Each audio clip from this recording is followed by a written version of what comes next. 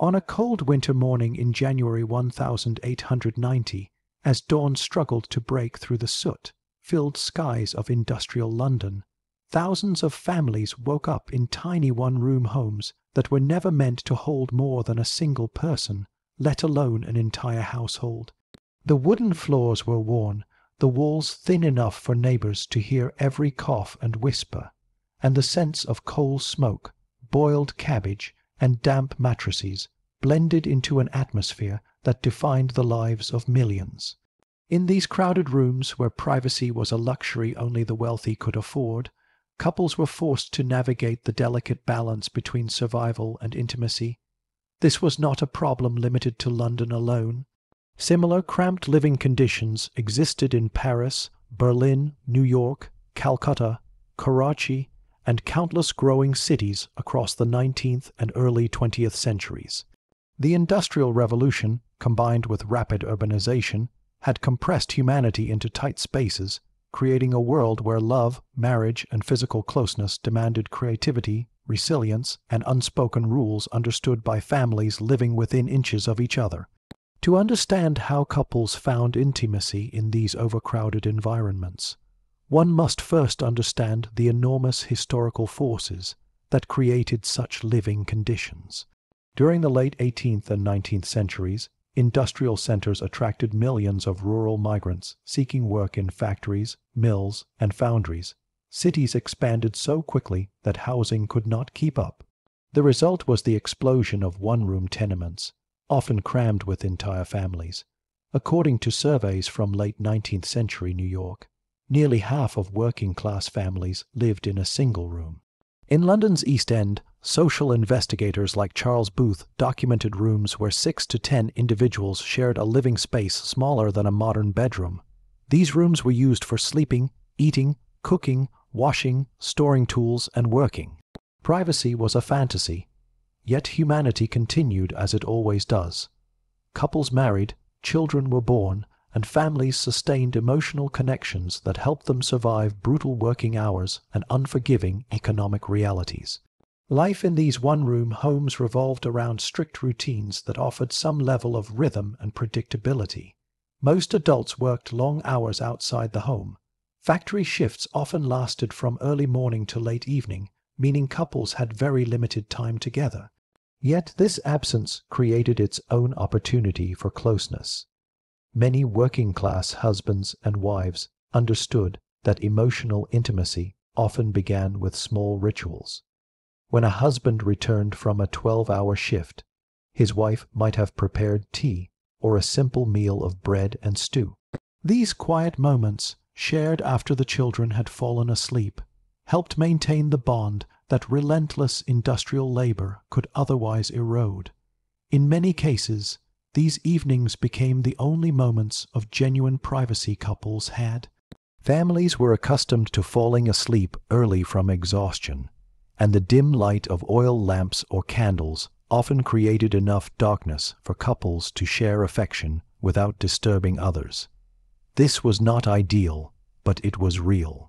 It was how millions lived. The lack of physical privacy did not mean couples abandoned intimacy. Instead, they found ways to create temporary boundaries. Curtains hung on ropes were common across Europe and South Asia. In many working-class homes in England and France, these makeshift partitions were referred to as modesty curtains.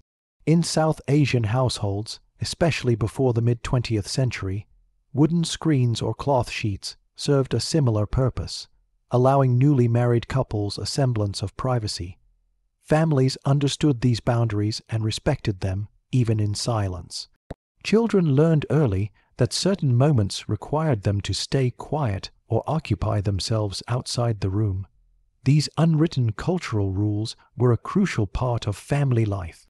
In cultures where modesty and family honor were deeply valued, such as in South Asia, the Middle East, and parts of Eastern Europe, families were especially careful to protect the dignity of married couples despite the cramped conditions. There were also social customs that helped couples find emotional space. Bath Day, for example, was often seen as a semi-private occasion in many cultures, Men who worked physically demanding jobs washed themselves late at night or behind closed doors where possible. Women used early mornings before the household stirred. These moments allowed couples to talk, reconnect, or share quiet conversation while tending to basic needs. In working-class communities, walking outside after dark was another common practice. Married couples strolled through alleys, courtyards, or quiet streets to discuss financial struggles, children's future, and personal fears without the constant presence of family members. Even 10 minutes outdoors could become an important emotional outlet. Another important aspect of intimacy in overcrowded homes came from the way neighbors and communities developed collective tolerance. People living in tenements were familiar with the sounds of life. Walls were thin, windows rarely insulated sound, and privacy was non-existent. Yet a community-wide understanding evolved. Families ignored what they heard, and discussions about the private lives of others were discouraged. Social investigators from the late 19th century noted that working-class communities embraced a code of silence regarding personal matters.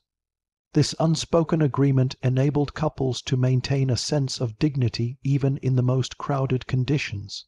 Many historical accounts also reveal the role of religious and cultural leaders in guiding couples on how to maintain a healthy marital relationship despite living in a one-room household. In Europe, church sermons emphasized patience, mutual respect, and emotional support. In South Asia, elders often taught newly married couples the importance of balancing family responsibility with private connection. These teachings shaped marital life and ensured that intimacy was not viewed as something inappropriate, but as a necessary element of a strong family unit. However, the emotional consequences of living in such restricted spaces were significant. Women often bore the greatest burden, with household responsibilities, childcare, and sometimes outside work. They found little time for rest or personal space. Men, exhausted from harsh labor, also struggled with stress, injuries, and inconsistent wages. Despite these challenges, countless couples maintained strong relationships. They understood that intimacy was not only physical. It was expressed through shared responsibilities, small acts of kindness, quiet conversations, and the simple comfort of being close after long days of hardship. Understanding this world is crucial because it reveals how ordinary people survived the pressures of a rapidly changing society. The Industrial Revolution created extraordinary wealth for factory owners, but it also trapped millions in poverty. Couples living in one-room homes embodied the resilience of the human spirit. Despite limited resources, they cherished family, valued relationships, and preserved love in conditions that threatened to erase it. This historical context sets the stage for exploring how these couples specifically navigated the challenges of intimacy. The next section will move deeper into the everyday strategies couples used, the cultural variations in different societies, and the emotional and social consequences that shaped their experiences. By the late 19th and early 20th centuries, the issue of privacy in overcrowded one-room homes had become so widespread that families across Europe, Asia, and North America developed remarkably similar strategies despite living thousands of miles apart. Whether it was an Irish immigrant family crammed inside a New York tenement on the Lower East Side, or a textile workers' family sharing a stone floor room in Bombay, or a laborer's household squeezed into a narrow alley dwelling in Cairo, the methods people used to create moments of marital intimacy reflected the same universal truth. Human relationships need connection, and even the smallest fragments of space and time could be shaped into something meaningful. One of the most common solutions was the use of nighttime as an emotional refuge. Long working days created households that naturally slowed into silence after sunset. In London, Paris, and Berlin, factories often operated from early morning until late evening, meaning that the moment adults returned home, exhaustion took over. Children fell asleep early due to limited entertainment, demanding chores, and the physical fatigue of walking long distances. This created a type of unspoken nightly rhythm. Even in the smallest homes, once the lamps were lowered and conversations faded into whispers, couples found the chance to connect. Darkness became the closest thing to privacy. It shielded them not only from the eyes of others, but from the pressure of constantly managing a household in limited space. Nighttime also carried cultural significance. In many South Asian and Middle Eastern households, it was understood that the couple would have their private time after the family had rested. Elders did not intrude. Doors or curtains remained closed. Even in homes where multiple generations lived together, respect for marital boundaries held strong during night hours. Oral histories from Karachi, Delhi, and rural Punjab during the early 20th century describe newly married women referring to late evening as their only moment of calm, when family expectations softened and their husbands returned from the fields, bazaars, or workshops. These hours, though brief, created a dependable window for emotional bonding. Another universal method families used was the creation of temporary partitions. These most often took the form of cloth curtains hung from ropes, beams, or makeshift poles. For working-class families in England, these curtains were sometimes simple woolen blankets. In the crowded tenements of New York, immigrant families would hang bed sheets to divide the single room into separate zones.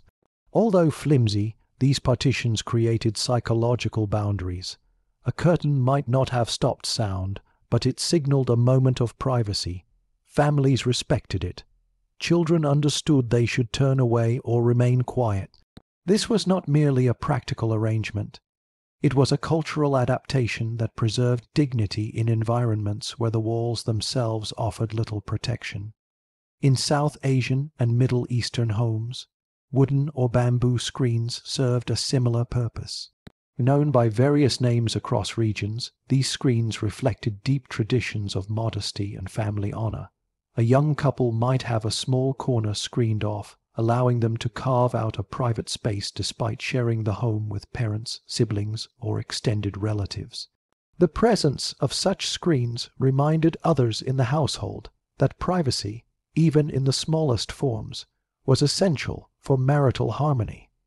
Another significant factor in maintaining intimacy came from the way families structured their daily routines. Morning hours were usually hectic, filled with preparation for work, school, or chores. However, late afternoons often created pockets of quiet.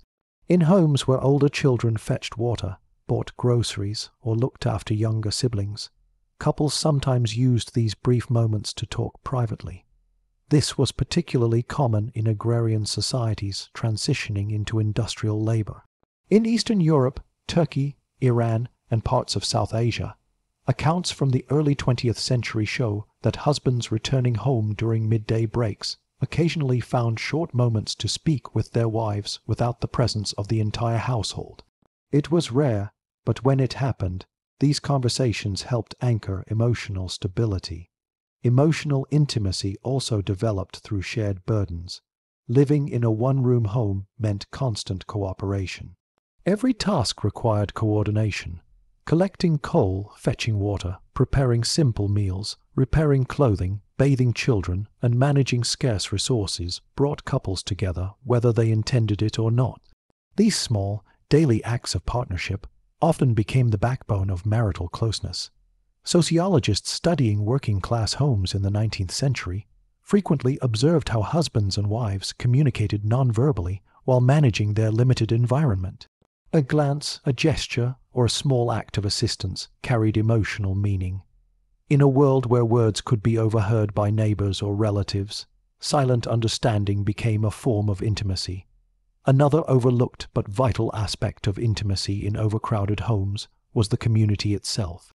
In many working-class neighborhoods, outdoor spaces played a significant role in giving couples temporary relief from cramped living conditions. Courtyards, stairwells, rooftops, alleyways, and shared balconies became places where couples could talk privately. In the dense neighborhoods of Naples, Cairo, Istanbul, and Lahore, rooftops were especially valuable. They offered fresh air, evening breeze, and a brief escape from the noise below. For many couples, a simple walk outside the home after sunset became the most meaningful part of their day. These walks allowed spouses to speak freely, plan for the future, or simply breathe in peace without the constant presence of family. Religious and cultural customs also shaped marital intimacy. In Christian, Muslim, Hindu, and Jewish communities alike, marriage was regarded as a sacred bond that deserved respect. Religious leaders often emphasized mutual affection, patience, and the responsibilities husbands and wives owed each other. These teachings influenced how families structured their homes and interactions. Even in crowded environments, it was considered improper to interrupt a married couple's private time. Parents and elders understood the importance of maintaining a healthy marriage for the stability of the entire household. Another strategy couples used was silence. This may seem paradoxical, but in one-room homes, silence was a form of communication. Spoken words could wake children or alert extended family members. Couples often relied on whispers or gestures to express affection. This type of communication strengthened emotional intimacy because it required attention, sensitivity, and awareness. Many oral histories from Eastern Europe, the Middle East, and South Asia describe couples who developed unique patterns of quiet communication that no one else in the household understood. These shared secrets became an anchor in turbulent living conditions. Despite these adaptive strategies, living in a one-room home also produced emotional strain that couples had to overcome. Tensions could arise from overcrowding, financial stress, or lack of personal space. But even these difficulties often strengthened relationships. Couples learned to apologize quickly, avoid extended arguments, and rely on cooperation rather than confrontation. The lack of space forced them to confront problems directly. Avoidance was impossible when the entire household lived within reach.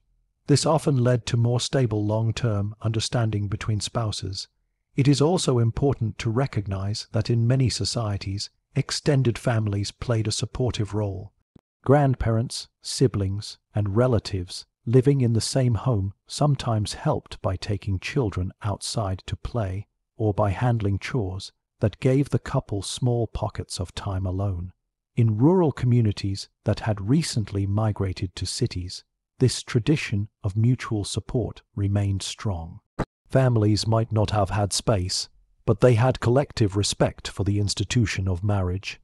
By examining these daily strategies across cultures, a clear picture emerges.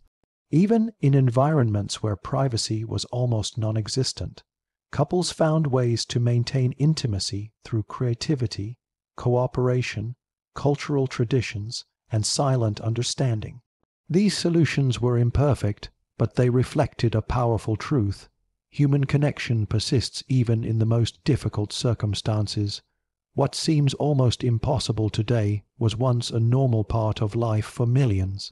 The next section will explore specific real-life examples, historical accounts from different parts of the world, and how couples emotionally adapted to these conditions in ways that shaped generations.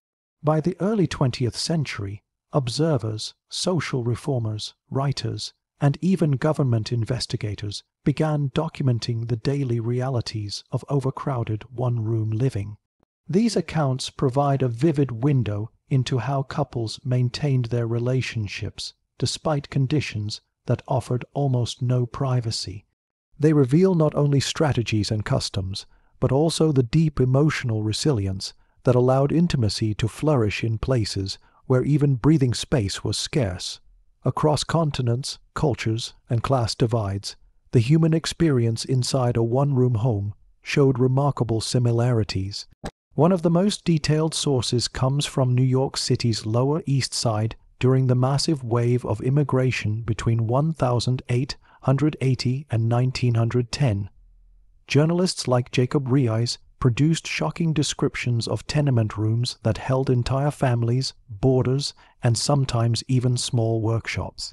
In one of his reports, a newly married Jewish immigrant couple lived with the husband's parents, two brothers, a sister, and another married couple in a single room. Privacy was impossible, yet the young couple still managed moments of connection. Riis noted that families developed an unwritten schedule. Some slept earlier, others stayed awake until late night, creating brief but precious windows of privacy. Curtains, crates, or even clothing hung across the room helped create symbolic barriers that everyone respected. These young couples often shared whispered conversation in the darkest corner of the room, speaking about their hopes, future children, or plans for a better home one day. Their situation reflected the universal truth. Intimacy was not about the size of the room, but about the shared struggle within it. A similar pattern appeared in the industrial cities of England, especially Manchester, Liverpool, and Birmingham. Investigators like Charles Booth and Seabohm Rowntree documented families living in one-room brick homes where every inch was occupied. One woman interviewed in Manchester around 1900 described how she and her husband found emotional closeness during the early morning hours. She woke before everyone else, heating a small pot of tea while her husband prepared for his shift. These few minutes, even with children asleep nearby, were their only moments of uninterrupted companionship. She said that these quiet dawn conversations saved her marriage, because the rest of the day belonged to labor, noise, and exhaustion. Her story illustrates that intimacy was not limited to nighttime or physical closeness. It was embedded in the routines couples created to protect their bond. In Eastern Europe, particularly in working-class families in Warsaw, Krakow, Bucharest, and rural Russia, transitioning into urban labor, similar adaptations were found. Russian social worker reports from the early 20th century describe a phenomenon called quiet space. This did not mean actual space, but a moment designated for married couples to talk without interruption. Families understood its importance. Older children took younger siblings outside or fetched water. Parents turned their attention away, and neighbors recognized that certain hours were reserved for personal connection. Despite oppressive poverty and political hardship, these families maintained respect for marital intimacy as a pillar of stability. Meanwhile, in the Middle East and North Africa, tradition played a significant role in shaping privacy. In Cairo, Damascus, Istanbul, and Baghdad, families commonly shared multi-generational homes with limited rooms. Newly married couples were often given a corner separated by a screen or cloth divider. In interviews and autobiographies from Egypt and Turkey, many women recalled that their elders carefully protected the couple's modesty. While physical walls might not have existed, social walls did. Parents would keep siblings away during certain hours, doors were shut quietly, and household chores were arranged to provide the couple space. Emotional support was embedded into cultural expectation. Marriage was respected, and protecting a couple's bond was seen as a family responsibility.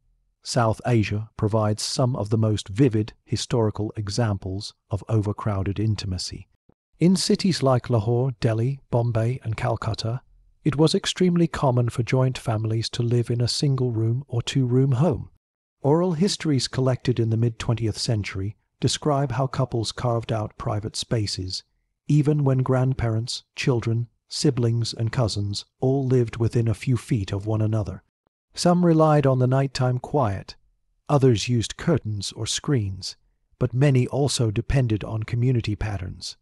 For instance, when women gathered at communal wells or courtyards, husbands returning from work used those brief moments to sit with their wives and talk. Similarly, when men attended evening prayers or gatherings, women sometimes found short intervals of emotional closeness with their husbands when they returned.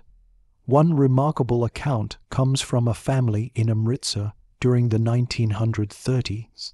A couple living in a one-room home with 9 relatives described how they developed a routine. The husband arrived after working at a textile mill, and before dinner, the grandmother would take the younger children outside to buy vegetables. This small gesture allowed the couple a few private minutes each day. They did not speak loudly, and they did not need much. The grandmother understood the importance of preserving their relationship. This story is a powerful reminder that intimacy inside overcrowded homes was not only created by couples, but by families who recognized its value. The emotional landscape inside these homes was complex. While these small moments of privacy brought couples closer, they also carried emotional weight. Many women expressed feelings of constant pressure due to the lack of personal space. Diaries, memoirs, and letters from working-class women often describe a longing for quiet or a private corner of the home. Yet these same writings also highlight gratitude for the companionship of their husbands.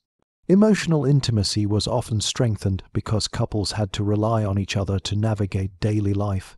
Men faced their own emotional challenges, exhaustion from labor, financial instability, and the responsibility of providing for large families created immense pressure. In interviews with early 20th century factory workers in Europe and Asia, many men admitted that their strongest source of relief came from the evening moments spent quietly with their wives. These interactions grounded them. In a world governed by harsh employers and rigid schedules, their wives were the one place of comfort they could return to every night. Intimacy was not limited to romance or private conversation. It also manifested in cooperation during hardship. When illness struck, families in one-room homes came together to support each other. A husband might sit beside his wife during fever, fanning her through the night. A wife might wash her husband's injuries from the factory, comforting him after a long day. These acts were deeply intimate, reflecting a form of love rooted in survival rather than luxury. Another powerful example comes from the tenements of Paris. A seamstress living with her husband and 2 children in Montmartre during the 1008. 190 wrote in her memoir that her husband's nightly return was the highlight of her day. She would prepare a small meal, and after their children slept, they whispered about their dreams of a future apartment with 2 rooms instead of 1. She described these moments as more intimate than any physical gesture. Hope itself became a form of connection. Across continents, across centuries, the emotional reality remains the same. Couples living in one-room homes did not simply endure their conditions.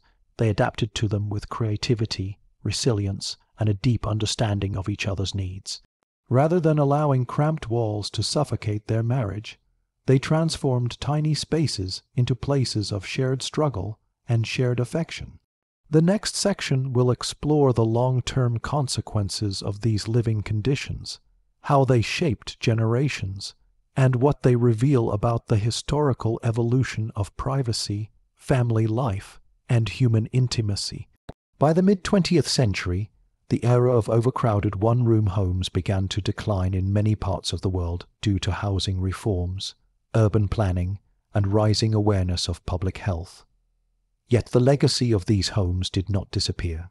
Instead, it became woven into the fabric of modern family life, shaping how societies understood privacy, marriage, emotional resilience, and the meaning of intimacy. The experiences of couples who lived in such confined spaces continue to influence generations, revealing a powerful truth about humanity. Even in the smallest, most constrained environments, love adapts, survives, and sometimes grows stronger. To understand the long-term consequences, one must first look at how these homes affected the emotional structure of families. Living in a single room forced families to operate as cohesive units. Every action, sound, and decision was shared. Couples developed stronger cooperation skills because survival depended on unity. This constant partnership often strengthened marriages. While modern families may seek personal space, The families of the 19th and early 20th centuries were bound together by necessity. Husbands and wives learned to interpret each other's emotions quickly. A single glance could communicate tiredness, sadness, or joy. This emotional literacy became a core component of relationships, strengthening marital bonds in ways that would influence future generations.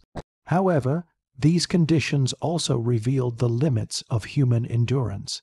The lack of privacy placed mental pressure on many couples.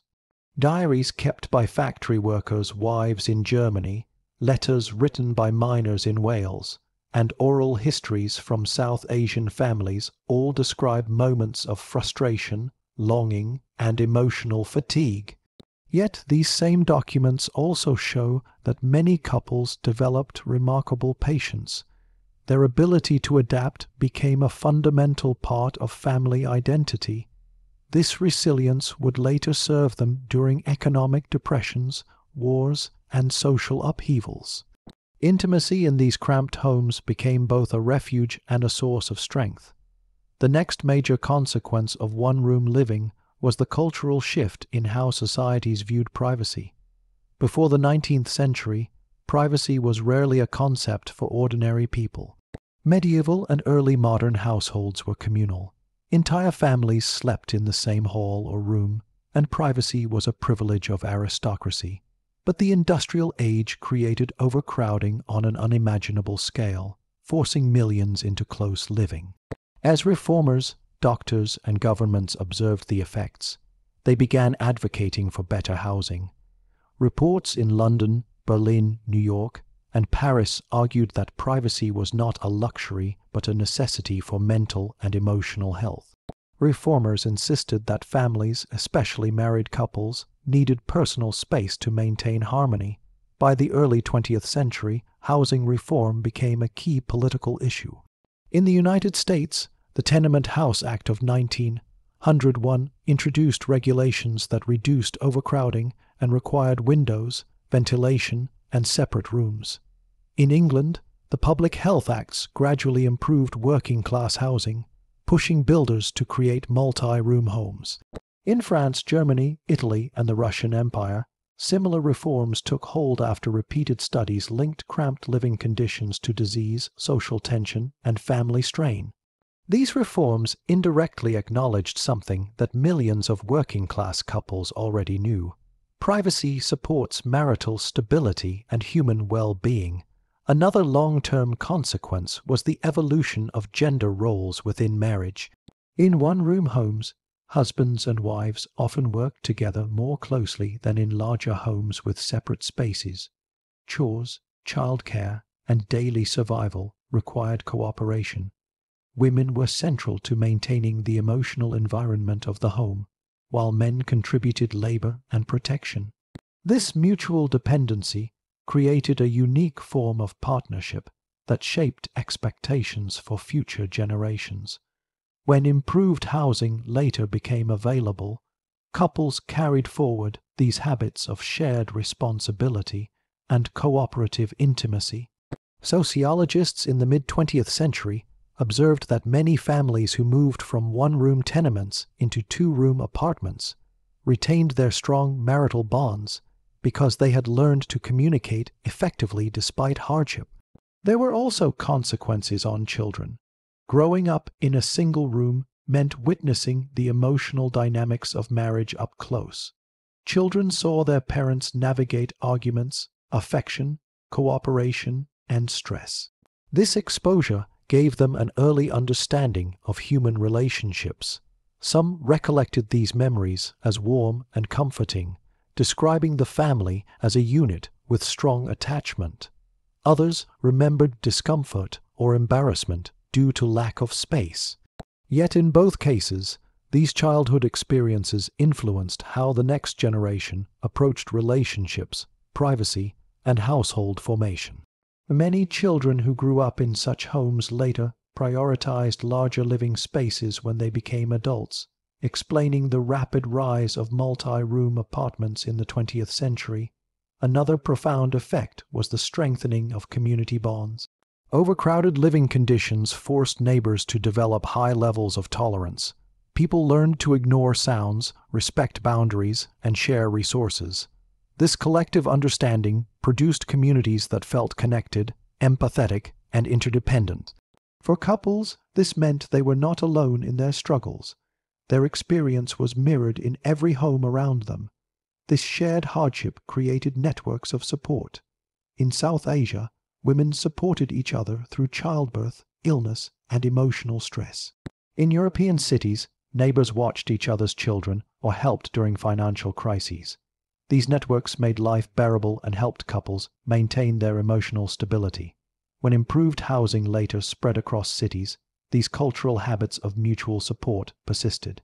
There were also broader cultural shifts influenced by the intimacy strategies of one-room households. The idea of marital affection became more accepted publicly. In many traditional societies, public intimacy or affectionate behavior between spouses had once been seen as inappropriate. But when couples found their only private moments late at night or behind a curtain, their emotional connection deepened quietly and consistently.